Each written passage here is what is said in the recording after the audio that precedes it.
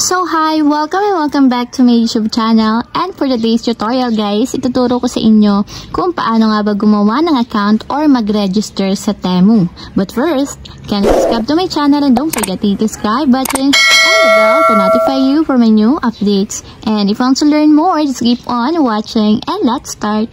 So ayan guys, unang-una, ano nga ba yung Temu? So ang Temu app is bagong online shopping app kung saan pwede tayong umorder ng mga items katulad ng mga Shopee, Lazada, Shein, or iba pang mga online shopping. Ngayon kasi guys is dumadami na yung mga online shopping apps and isa na din yung Temu sa bagong nauuso ngayong 2024. So ang unang-una muna natin gagawin guys is kailangan mag-download muna tayo ng Temu application. So dito tayo sa Google Play Store magda-download. So open lang natin ang Google Play Store.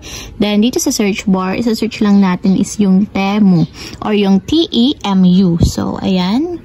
Orange app din siya guys. So ganito yung itsura ng logo niya. So ayan, install muna natin siya sa ating mobile device and wait natin hanggang sa matapos ma-install.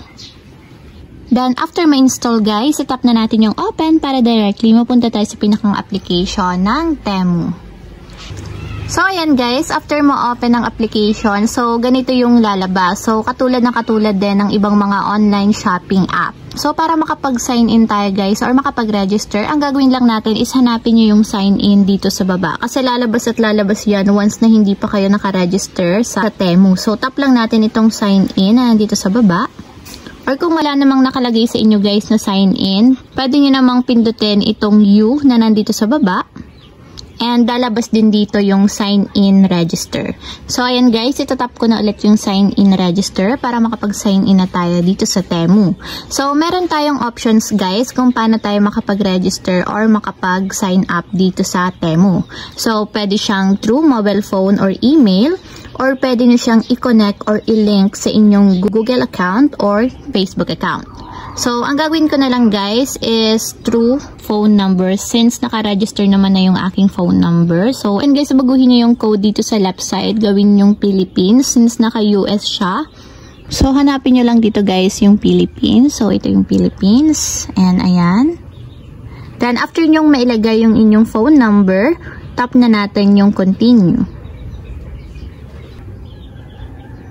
So, may magsasend na OTP code sa ating registered mobile number. So, yun yung ilalagay natin dito sa mga blank boxes. So, lagay lang natin yung OTP code.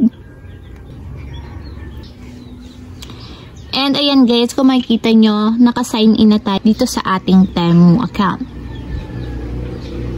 So, pwede na tayong umorder ngayon guys since nga naka-register na tayo and naka-login na tayo dito sa ating Temu application. So, ayun lang guys, ganun lang kasimple kung paano nga ba mag-register or gumawa ng account sa Temu. If you have a question, can you comment down below and don't forget to hit the subscribe button and the bell to notify you for my new updates. And thank you for watching! Living life, every day, late at night, not okay.